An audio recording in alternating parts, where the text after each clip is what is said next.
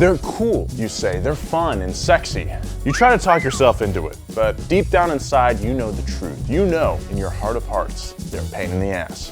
It's all right though. Breathe in through your nose and repeat after me. Convertibles suck. A big thanks to this week's sponsor, the Cove Commuter Portable Wireless Bluetooth Speaker. This thing is cool for a lot of reasons. It connects to smartphones, tablets, computers, basically any device with a Bluetooth connection. It operates for up to 8 hours on a single charge, and the powerful X-Bass subwoofer makes my beats slap. Even if my device is up to 30 feet away, my beats slap. The commuter is super convenient for road trips because it fits in your cup holder, and once you get out of the car, you can just grab it and go. I might actually take this down to Venice Beach later and try to sell some of my beats. You know, they're more of like a lo-fi chill vibe, you know? Like, oh yeah. You could totally like study or chill or whatever to this song. Cove is cool, the commuter is cool. Check this thing out. Support the companies that support Donut by hitting the link in the description below. Why do people get convertibles? Is it to look cool and rich? Is it the status? Is it because you're James and you're always sweating and need something more powerful than air conditioning? I'll admit, there are a lot of cars that look sick in convertible form. The Miata, the S2000, and even my favorite car of all time, the Dodge Viper. Although that kind of falls into the target top category. But there are a lot of reasons that convertibles are worse than hardtops. We're gonna go through a few of them in this video, and before you bemoan and complain that it's just our opinion, which is true, some of these have a lot to do with personal taste, but some of the reasons are based in actual science, and you can't argue with science. Let's start with something benign. Noise. Hardtops have a lot of sound deadening material in the roof that you probably don't even notice. I mean, why would you? That's the whole point. When the top is down in a convertible though, wind, engine, and road noise is a lot louder, which can make things like a simple conversation with your bro impossible.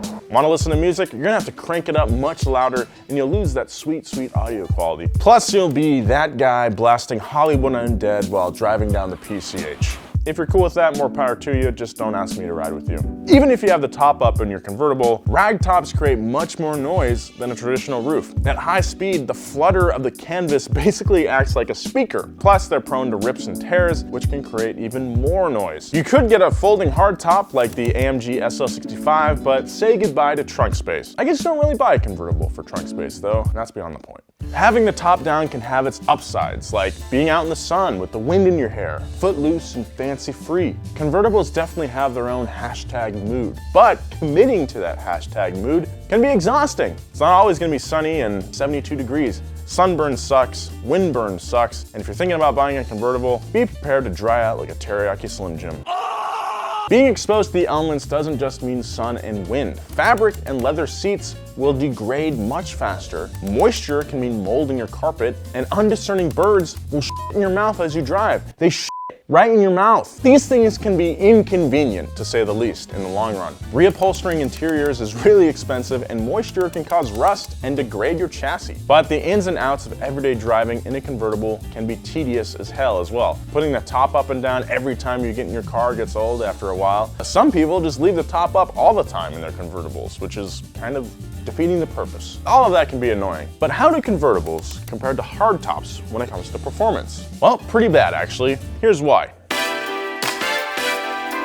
One of the reasons is rigidity. Stiffer cars handle better. Hardtops derive a lot of their rigidity from the roof, floor pan, and the rocker panels. Without a roof to stiffen up the body, convertibles are prone to twisting and flexing, and that can seriously cut down on performance. Modern convertibles make up for their lack of stiffness with extra support with the help of box beams and other structural pieces that add weight, sometimes more than 350 pounds to the frame. Even with that extra support, a convertible will never be as stiff or be able to handle as well as a hardtop brother. Not to mention, all that weight can make them sluggish as well. Another factor that makes convertibles slow is aerodynamics. Fast-moving air rushing over the hood and windshield hits the slower air inside the cabin and creates little vortices. These air vortices can make driving uncomfortable because it's literally a tiny tornado inside your car. These vortices also create aerodynamic drag that slows the car down, making it less efficient. One good example of how much airflow can affect a convertible is the Shelby Cobra. This historic roadster tore up the short courses. It was a beast, but when faced with longer stretches of track, didn't fare as well. The open-top Cobra was aerodynamically limited to 170 miles an hour.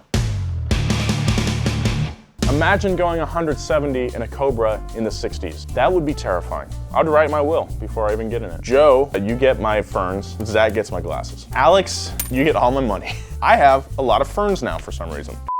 So when the Cobra would enter straights, hardtop Ferraris and Porsches would easily pass by them. It wasn't until Pete Brock and the team over at Shelby started designing the Daytona Coupe. That's when they started beating the Ferraris. The Daytona could blaze past the Cobra's top speed of 170, despite them being identical under the hood. Sometimes it's not the performance or inconvenience of a convertible that makes it dumb.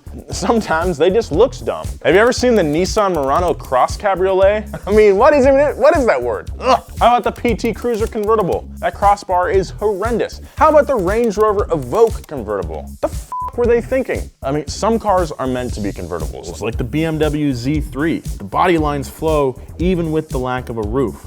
But you put a roof on the Z4, that makes it an M Coupe, and it looks freaking sick. And how can you forget the Miata? It's a classic. Oh, and the Mark I Cabrio. It might look weird, but it's surprisingly sick.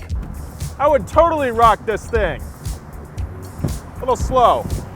But sometimes it looks like the car companies design the cars and then make them convertibles as an afterthought. Lexus SC430, anyone? Remember the 350Z Roadster? Ooh. What about the Solara with the chunky butt? That's what they called me in football. As far as safety is concerned though, modern convertibles are just about as safe as non-convertibles, which is very impressive. The biggest danger being a rollover, of course.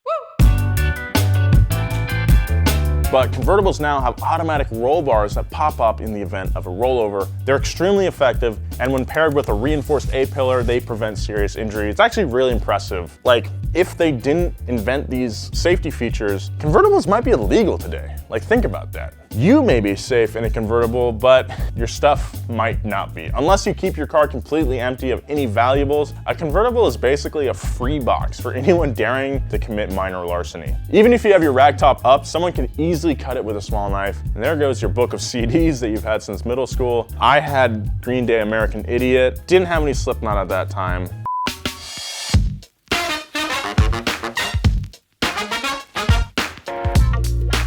Here at Donut, we love all cars. That's kind of our thing, and every convertible that we featured today has been an employee car. I think every car is cool, so I don't want to come off as a giant dick, because I don't really hate convertibles. I actually like them. If you're looking for a second or third car, I think they're a great choice. They're a lot of fun to drive and be in, but if you're looking to own a convertible for daily driving, I would definitely give it some thought. It's not going to perform as well as the normal version of that car, and you're probably going to have to deal with a bunch of things like mold, rain, and maybe someone stealing your stuff, and of course, birds shitting in your mouth. Real quick, if you guys like this video, please give us a like and a subscribe. That really helps us out through a long chain of Matrix type shit, and we get to do more videos, so help us out.